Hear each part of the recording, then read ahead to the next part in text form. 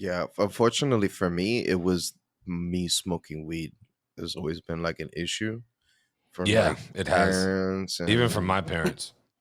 Really? Yeah, Yeah, even from my being friends parents. with him, I used to come home smelling like a pound, and I Yeah. never even smoked. And my eyes would be red. Yeah. And as soon as I step out of my house, my mom picked me up. Mm-hmm. My mom sits there. And Lena's like, "Ooh, you smell like weed."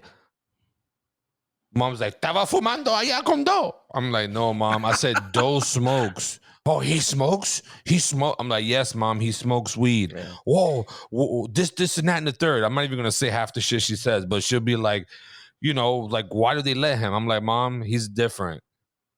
Like, he just smokes. He's nervous. I don't know. Like, I'm making excuses for Doe so I can continue to hang out with Doe because my parents didn't like that shit." And Yeah. it is what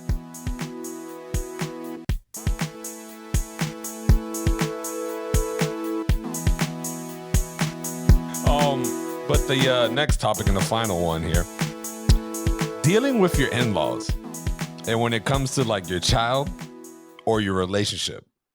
So, for example, me with my new child, how do I deal with my wife's parents, or dating my girlfriend or my wife before, whatever, you know what I'm talking about. You say And your how to deal with wife? my wife. I'm going to change this one a little bit so Doey and I can participate. Dealing with a partner's parents, like not thing. just like in-laws specifically, but yeah, I'm gonna change it a little bit too. I think we should also include our own parents. No, both. Yeah, both. Yeah. Well, you said your Parents, in-laws. yeah, so my bad. Your parents as well. Making sure. Because there would be a lot of, there's a lot of, energies from all over the place. Anytime you're combining two families, whether like in a long-term thing like a marriage or just like someone meeting your folks or you meeting their folks, there's a lot of balance that goes on. Like, that buddy you have that you have to like give like the warning whenever you're introducing new friends to them. Like, hey, who has that? This guy's kind of a dick sometimes. You gotta be just if he gives you bad energy, you just gotta give it back. Otherwise he's just gonna pounce on you. You gotta give that kind of like pep talk. Do you pep talk your friends about me, Butch? Yeah. That's beast. Oh, wait, sorry. That's beast. Let me take that back. Not my friends. I mean, I don't really have friends beyond you guys. So. But yeah, if I'm like hanging out with like coworkers and stuff like that, who I guess I do consider them my friends. I'm just saying, like, I don't know. Yeah, absolutely. Tony, you, my friend, are an interesting character that could make some people uncomfortable. Nah, I usually do a pep talk in both ways. I'll be like, yo, just let you know, the guy's a good guy. He means well. Sometimes he comes out with some crazy shit. But I promise you, the guy's a good guy. And then I go the other way. Yo, Tony, these guys are a little weird. You know what I'm saying? You might see some weird shit. Just don't say nothing. Just keep it to yourself. You know what I'm saying?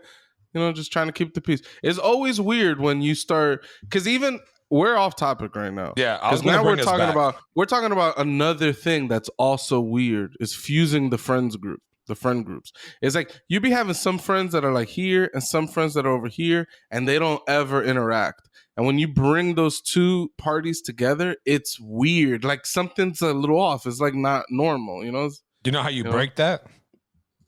I've successfully broken that. Party with alcohol.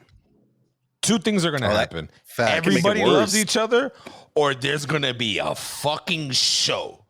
That's the only two things that's going to happen. Yeah, sorry. I'm not saying that like these different friend groups automatically there's contention there. It's just that like you have like your coworker friend group, you have like your lifelong friend group. You might have a couple friends that, that maybe you worked an old job and then they have their own friend and then you kind of and it's like it's weird. It's even not like it's hard to come up with the scenario where these people would interact with one another. Well, so it's like mixing those things is always weird. I think that extends to we're almost talking code switching at this point though, right? And there is some code switching that goes between like meeting like your girlfriend's parents or your partner's parents and the way you talk to your partner outside of that, right? There's a different face you put on. You put on good boyfriend or good husband face. Like yeah, the first time you meet, like first time I met my in-laws, I put the the nice face on or whatever, and then throughout the years, I just became me. I just went back to normal me. Now, in theory, I think that there shouldn't be that big a difference between like the face you put on for like the in-laws, the partner's parents, and the way you treat, your partner in general. Because I think you should probably treat your partner the way that that her parents think she should be treated, or they should be treated. How do you deal with that though? If it doesn't go, if the in-laws or the parents don't like you, what is this? Like, what do you do then? You just say, okay, don't like me, I'm gonna be me. Like, I mean, that's what I do. I'm pretty good. I'm pretty good with parents. Parents usually like me. I've had a handful that have not liked me, and that's been, a struggle. I guess. Did that affect your relationship or with your partner? 100%. Absolutely. I think it's hard to not have that affect the relationship. Yeah, unfortunately for me, it was me smoking weed. There's always been like an issue from it has. Even from my parents. Really? Yeah, being friends with him, I used to come home smelling like a pound, and I never even smoked. My eyes would be red. Yeah. And as soon as I step out of my house, my mom picked me up. Mm-hmm. My mom sits there. And Lena's like, "Ooh, you smell like weed." Mom's like, "Tava fumando allá con Do." I'm like, "No, Mom. I said Do smokes." "Oh, he smokes? He smoke?" I'm like, "Yes, Mom. He smokes weed." Yeah. Whoa, this and that and the third. I'm not even gonna say half the shit she says, but she'll be like, why do they let him? I'm like, "Mom, he's different. Like, he just smokes. He's nervous. I don't know. Like, I'm making excuses for Doe so I can continue to hang out with Doe because my parents didn't like that shit. And, it is what it is. That has always been like, everybody likes me, but then I smoke weed, so I'm automatically like put to this other side. It's weird, but it's whatever. It's like a thing that Spanish people do. It fucking sucks. They don't like drugs because, yeah, but that's bullshit because you'll have functional alcoholics in your family, and Spanish people do not give a fuck about drinking. Nah, that's a lie. They don't like them either, bro. Yeah. Although they don't care that much about drinking, but they don't fuck with that guy. No, but Spanish people associate smoking weed with the devil, literally. Damn. I'm not familiar with that, but I didn't grow up that religious, so I did. Yeah. So the devil's the weed maker? So he is literally in the weed. He is weed. Okay. He is in the weed, yeah. So how have you overcome these parents that don't like that you smoke weed, Doing? I like you bringing this back on track, Mateo.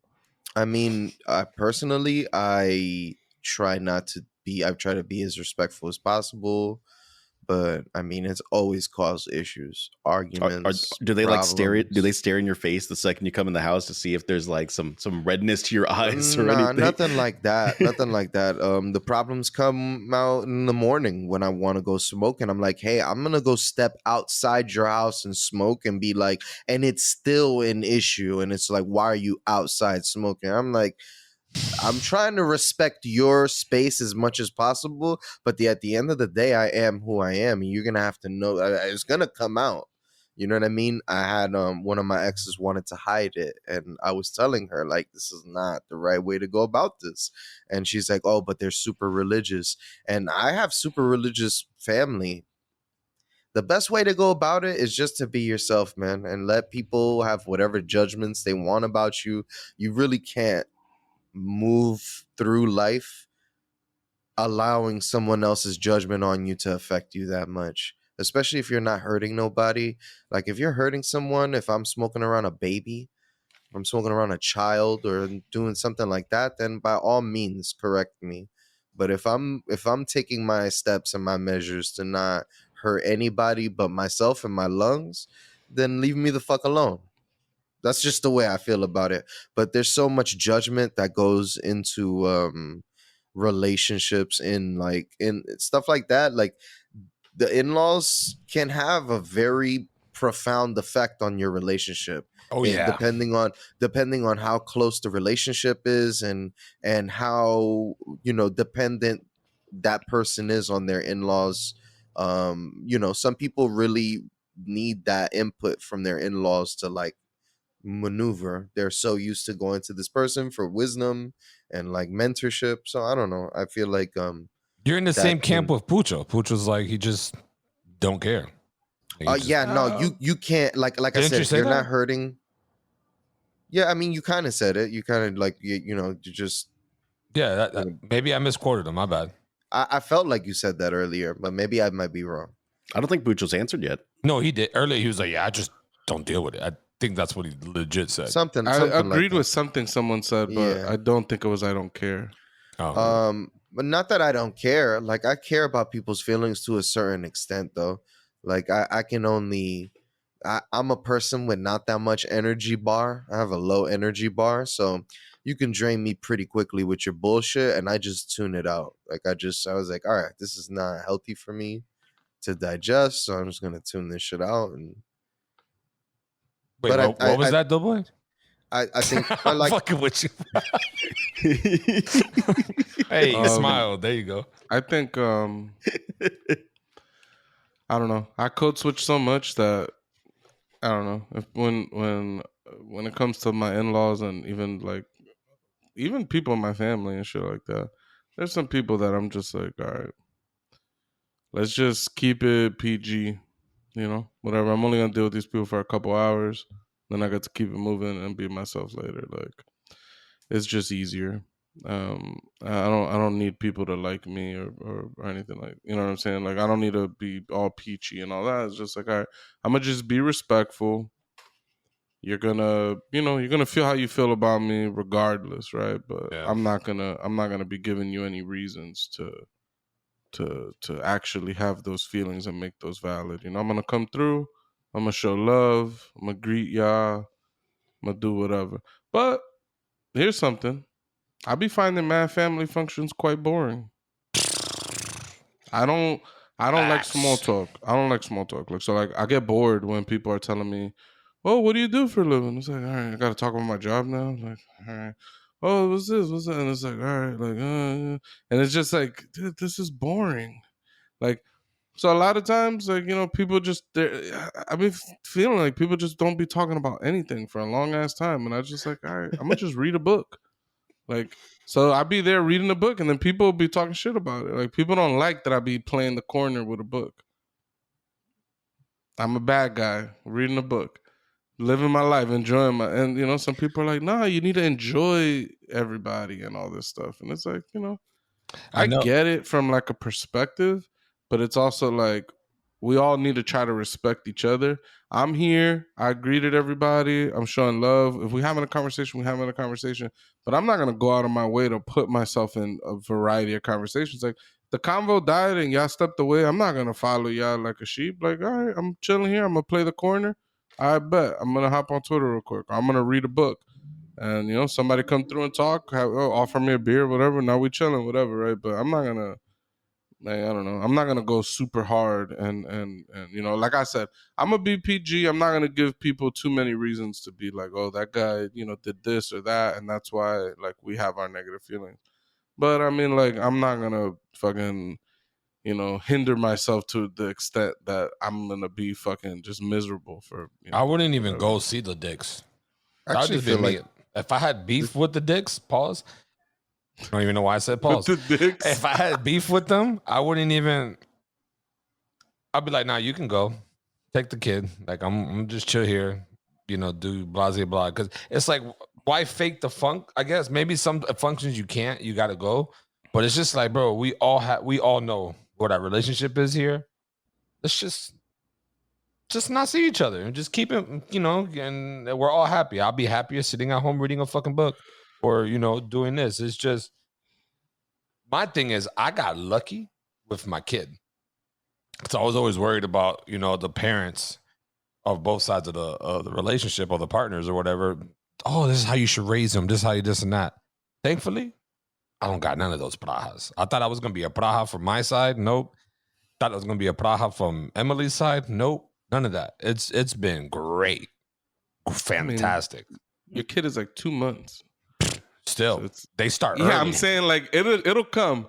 Like, you're still in the baby's just born. Once people are like coming around a lot and hanging out a lot, people are gonna see how you move, and they're gonna be like, "Oh, you just let the baby watch TV," and then like, that'll be me making those type of comments, and then there'll be someone else who'll be like, "Oh my God, you put the baby to sleep on their back. You need to put them on their stomach," and people are gonna have comments like that, and I mean, it's halfway judgy, but. What about dealing with your own parents? Because I've been like this for a while. My parents know that I'm like this. I'll cut any family member out of my fucking life. No problem. I do what I like in my life. And if you have a problem with it, then we don't have to talk. Blood is not that thick to me. I choose the people that I want in my life very carefully. If you're not adding to my life, and if I'm not adding to yours, we don't have to see each other, and I am fine with that. And that goes for parents, that goes for family, that goes for friendships. Doesn't matter. I don't want bad. I don't want to give bad energy to people, and I don't want to receive bad energy from people. So that's always been my approach with my relationship since I was about 18 or so. Is that if someone can't be at least civil to my partner, then we don't have to fucking come around. And I'm probably not going to make a solo trip out because I've got other shit I want to do with my time. I've got other ways I would rather spend my time where I can, be with my partner or whatever. But I think that might be a rare approach to family, things like that. I might be kind of a dickhead for that opinion, but no, I'm in that same camp. That's just the way that I've always operated. I'm in that same camp. If they can't fuck with Emily for some reason, cool. You ain't fucking with me. Because that's my wife now, and we got a kid. So if you ain't fucking with the mom, that means you ain't fucking with my kid. If you ain't fucking with my kid, we not fucking with you. And that's life. Like family or not. Like look at Pucho and Doughboy, and obviously you too, Mateo. Like, I known these dudes since 6th grade, right? I talk to these dudes more than I talk to more than half my family. Same. You know what I mean? So it's like these dicks, they're like my brothers. They're my brothers. That we argue, we fight. I got people I call my cousins that are not really my cousins, but I call them my cousins. And my cousin Juan, aka Coochie, that's his nickname. That nigga's like a brother to me too, and so is his cousins, who are his cousins. I know them. Like, they're all like brothers to me. So it's like family to me. Yes, like it's family, but like you got a brotherhood of friends. You know what I mean? That you would, they'll ride and die for you and shit. And that to me is, that don't matter if blood or not. Like, if you there for me, you there for me. As simple as that. And cutting families off, that's easy. I'm laughing because Jesus keeps trying to name Junior, his cousin, Doggy Style. Yo, that shit. He's trying to give him that name, and Junior's like, I do not want to be called Doggy Style. I think this came up because I think, maybe not. I feel like one night I was having a conversation with Jesus, and I was like, yo, how you feel about people who call other people doggy? They'd be like, yo, what up, doggy? Like, have you? And I'm like, I don't like that shit. And he's like, wait, doggy or doggy style? Because doggy style's kind of dope. And so the other night when I hopped in the PlayStation party and he was trying to call Junior, he's like, yo, Junior, I want to call you, but what about doggy styles? He's like, nah, don't fucking like it. That was awesome. Yo, shout out to Zeus and Junior, fans of the pod. We love them. Love you guys. You guys are awesome. But yeah, so how do you deal with it, Pooch? So, I am lucky. Oh, your camera just died on us. Well, you are lucky that you're not here no more. I know. It's strange too because it just went black. So, yeah. Uh-oh. So that's the end of the pod. So yeah, I am. I'm lucky in that, like, my family is. Everybody's super respectful, so I've never had to deal with bringing people around and they're like, I'm not fucking with them and blah blah blah. Everybody's super cool, super respectful, all that. I've never had to deal with that. Granted, I never really brought like girlfriends and things like that. Like, I only brought one girl, and my wife, the only girl that I brought through to like meet my family. You know what I'm saying? But even then, I've never had to deal with that type of shit. Like my family's all like super cool. They're super respectful. They're not gonna be the type of people I'm gonna bring someone around and they're gonna be like, trying to beef with that person or something. I've never been in the boat where I'm like, oh, they don't fuck with me. Then I'm not. I've never had to even think about that shit. So. Yeah, thank God. I vouch for Pooch. I've been to family parties. I've met his family. Very welcoming, nice people. Like all his family members are really cool. I like them a lot. No, yeah. I mean, and as much as I'm not even trying to say no shades or anything, but Josie, Pucho's mom, trust me, she is a unique woman. When I say unique, I mean she would joke on you. She would joke with you. Best believe you do something crazy, she's gonna hold you. She's the queen of ammo bagging. I think Josie is the queen of ammo bagging, bro. She would hold some shit down and months down, even years down the road, be like, caballo, rompecilla. Like, yo. I come from a family of ammo baggers. Yeah. Yo, Jeffrey stories that he be coming on with sometimes. That shit is hilarious. I be ammo bagging. My brother Brian be ammo bagging. My mother be ammo bagging. And it's really like my mother's side of the family where they're ammo baggers for sure. Like, believe it or not, Jeff, he'd be letting you wrong him and you nice afterwards. He let it right out. He'd be like, whatever. Even my dad is not a big ammo bagger. He's like, nah. But my mother will never forget an infraction. You do some shit that disrespects her, and she's like, she has the mental book, like the ledger. Yeah. She knows the moment that you did the shit and everything. Like, and best believe, she ain't gonna say nothing now, but she gonna whip it out like fucking Phoenix Wright, like that. She's gonna drop it on you. So. You're right, because every once in a while she'll look at me and then she'll be like, Snowball was so nice. And I'm like, so it's like she's going through her mental when she's thinking about it. Yeah, when she sees you, she's going through all the trespasses and all the shit you did against her or did in front of her. She's going through it. And then if she's really, really comfortable with you, don't matter what you're doing, she's going to hit you. She hits me with mad headshots every day with some every time I'm over, there's a headshot. And it's funny though. It keeps you on your toes, bro. It keeps your fucking defense. So Doey, you've got a mom that loves you very much and is fairly involved in your life. How do you deal with partners meeting your mom? What is your approach to that? I mean, it's my mom's really sweet person. My mom, she's very emotional. She's a mom. She's but for the most part, I want, as much as you want two people to get along, sometimes it's not, just it doesn't work out that way. You know what I mean? Everybody is not everybody else's flavor, but I would hope that for the majority of the time that my mom got along with my exes. But I mean, and your friends. Yeah, I brought it up. Yeah. So no. Let's not say anything. Okay. Anyways. Okay. So I You see that, Pooch? You see how you threw me under the rug, my nigga? The thing is that I sometimes maybe too open with my mom, and my mom takes infractions against me to her. She's like, oh, they made an infraction against me. Yeah. So. Dope. And I think that's something that you have to remember with a lot of your family members and a lot of people who are very close to you.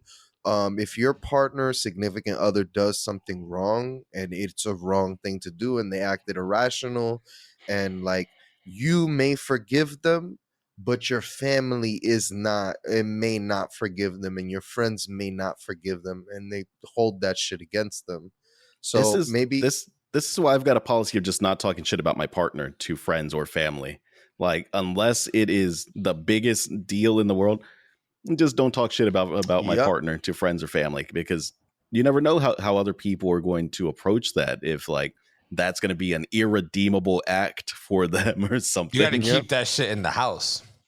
No, absolutely. And that's like, moving forward, I try to like be more private with my relationship and stuff like that. And I noticed that keeps. Dale, my bad. It keeps just a healthy privacy in your relationship makes a healthier everyone's relationship. So, well, I'm kind of deviating a little bit, but I'm more curious because something about that doesn't feel healthy. And I wonder, are we accounting for the toxicity of other people when we want to be that? Like by hiding our feelings, hiding our relationship, like or should we be able to like share things and people should understand that relationships are complicated, but like, you know, sometimes you might need someone to talk to, or you know what I'm saying? Like I don't know. I think that I wonder if like basically like if say my wife did something to me that's hurtful, right? And then like I talked to my mom about that, and then me and my wife kind of like we make peace, Reconcile. and my mother's still mad at her, and that's like a whole drama still. Like, is that my mom being toxic in that situation? I mean, so part of me wants to say yes, right? Or yeah, no, that's it. I feel like that ain't cool. Like I feel like we need to understand that people like we shouldn't have to keep our shit private. Like I don't know, something about that feels. There's some I feel things like that you should keep private, Why? right? Like just you and your wife. Like just some things. Like obviously, we all of us talk to each other when we're going through some shit or whatever the issue. We all speak to each other just to almost like how we said in the last episode.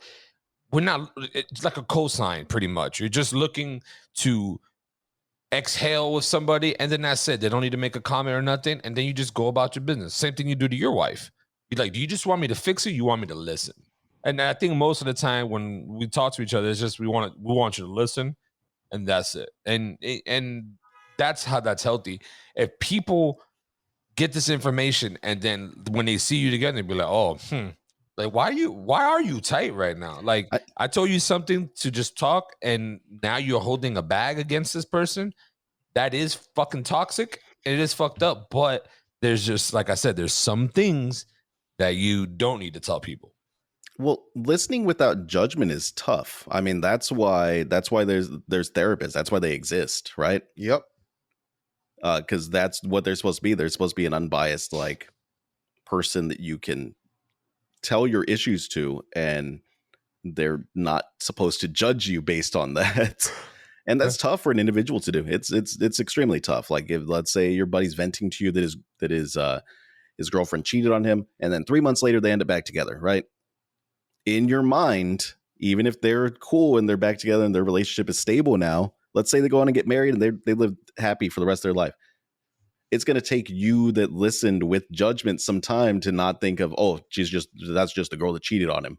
Oh, his wife is a cheater. Like, it's tough. I don't know how we correct society so that way we can actually develop that ability to listen without judgment. I struggle with it.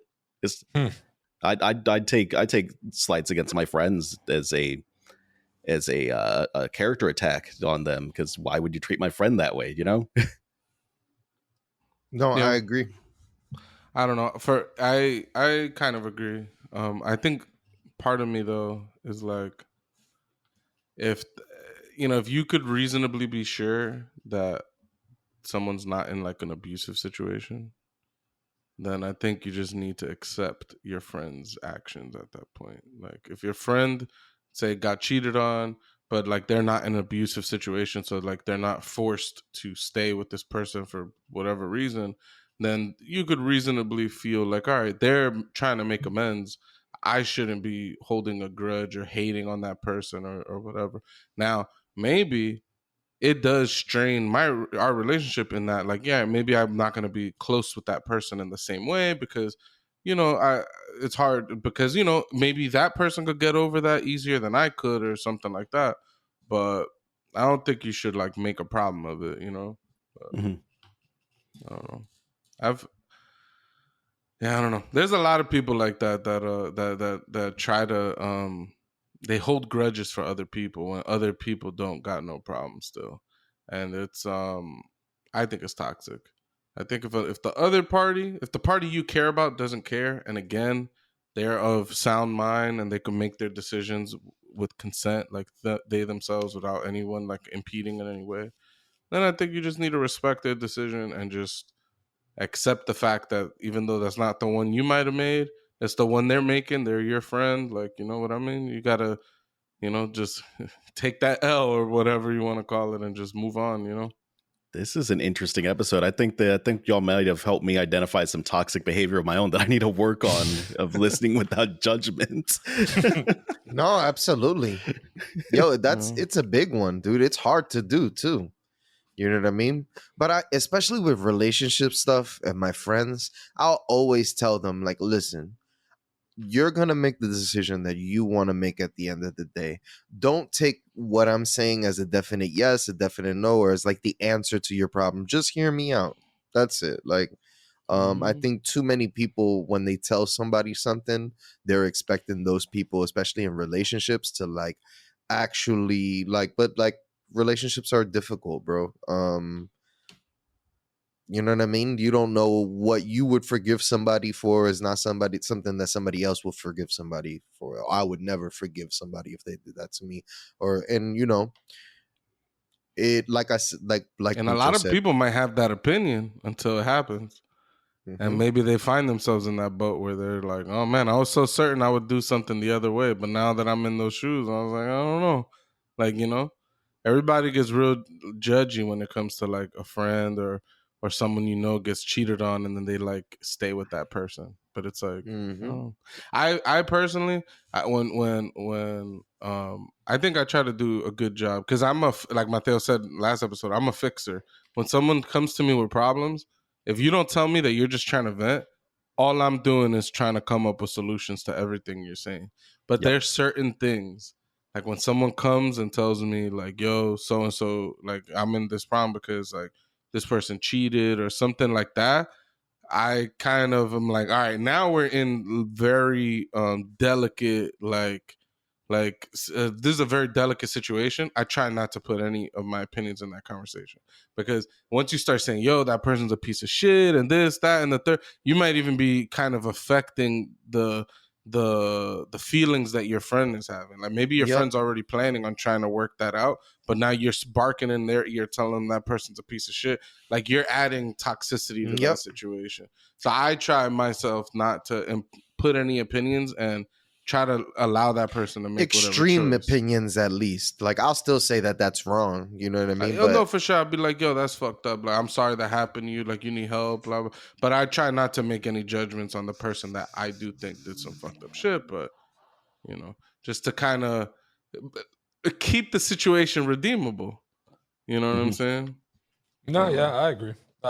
There's some things that you don't want to add more fuel to the fire, just in case if shit falls back on you. If you told me, oh, you Alicia and you whatever cheated or some shit happened, right? And I'd be like, yeah, fuck that bitch, going through all the works, and then you guys get the back together, and Alicia finds out that I say all that. Now there's resentment between both of us, and that's something that you just kind of bite your tongue a little bit and just be like, So I guess they'll be listening. There'll be internal judgments.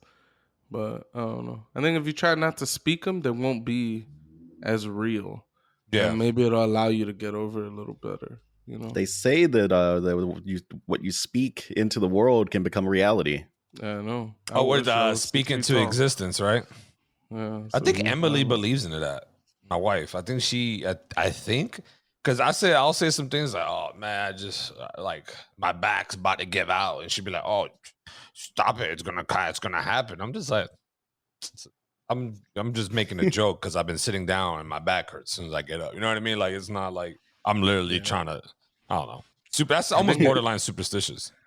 No, it's almost 100% superstitious. Yeah, I think in some respects there's a truthfulness and a reality to that, and in other respects it's just someone just straight up believing in magic.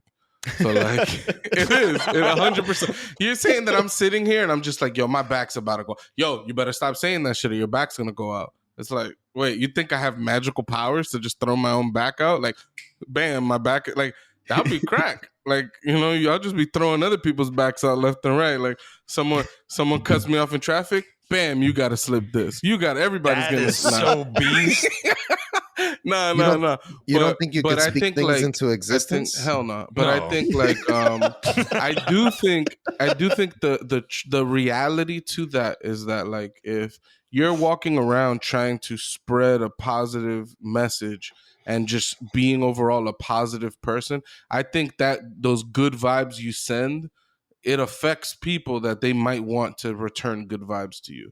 You know what I'm saying? But those are action-based things. I don't think that you actually speaking reality, is speaking something into existence. I think that the words that you're exchanging with a person and the actions that you're doing is, going to come around. That I feel like that's where those sayings, like what goes around comes around. Like if you put good things out, good things happen. You hang out with bad people, you steal, you rob, you do those things, like bad things are going to happen to you in return, right? But I don't think it's just because of like, I don't think if you sat in a room and just spoke good words all the time, like good things would just happen to you, I want to be rich. I want to be rich. I think that's magic, yeah. But if that shit happens, give me some of that magic. Who's offended. Yeah, shit. If that shit's real, speak some richness into my life. 5,000 subscribers tomorrow. Well, stop there, Mateo. 2.5 million. Well, man, you can't greedy with the magic, bro. It's just we gotta sprinkle it around. Mm-hmm. I don't think it was just a coincidence that I met Track Bike Tony. You were saying that in your whole life? Track Bike Tony, Track Bike Tony, Track Bike. You were saying that to yourself? He did send us a lot of videos of Track Bike Tony while we were down in Florida. And that was like a month ago. Like he showed us an amount of Track Bike Tony videos. I mean, he was bound to meet this dude. They're both cyclists in New York City. And he now goes you're to taking all the magic bars. out of the world, Tony. Debugging that bullshit is what I'm doing. Tony's saying, of course it wasn't a coincidence. It's a mathematical reality. It's going to happen. It's science. No. But, yeah. Damn, do you feel like meeting Track Bike Tony was like this amazing event in your life? It definitely is, and it always will be. Yeah. Okay. I'm happy for you, my brother. Yeah. Glad you met Track Bike Tony. Me too. What if you find out that his name is Track Bike? What's the track about? What does that mean? He's a track star? It's a brand? specific type of bike. Oh, I see. So he rides a track bike. What if you find out that Track Bike Tony is just like a ghost rider for Tony, your friend? And that Tony's the real Track Bike Tony, but Track Bike Tony's just the front for Tony. Yeah, and it's Tony over here putting them crazy numbers. Would you be happy? I think you'll be resentful.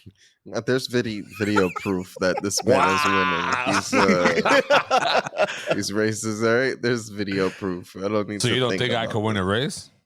Nah, you're not doing a fucking alley cat and winning. No, you ain't doing it, Tony. All right, bet. And on a track bike. How much do those waders cost you? I'm curious.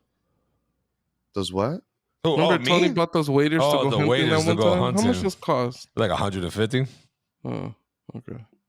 Wait, I meant to ask you that earlier, and it just popped back into my head. We were talking about expensive hobbies and stuff, and I remember thinking about that, and I forgot to ask you. I can actually sell them for a decent price because them shits is brand new. I only wore them like twice. All right. Sorry, we talked about something 2 hours and 20 minutes ago, and the question just fucking materialized in my head. Well, I think that's what we got today for the episode of the One Up podcast. I am your host, El Caballo.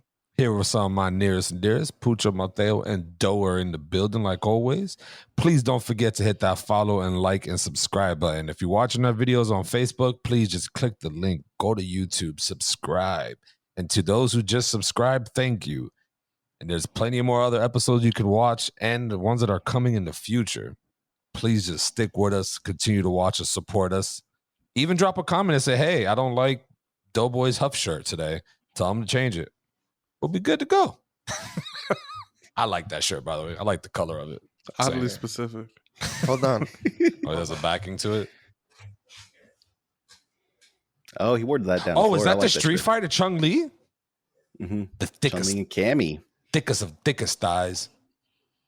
You guys are creeps. Word. Everybody liked the Pink Ranger growing up. I'm a creep. But anyways, this is the One Up podcast. Thank you for watching. Don't forget to subscribe and go one up yourself. Peace. See ya.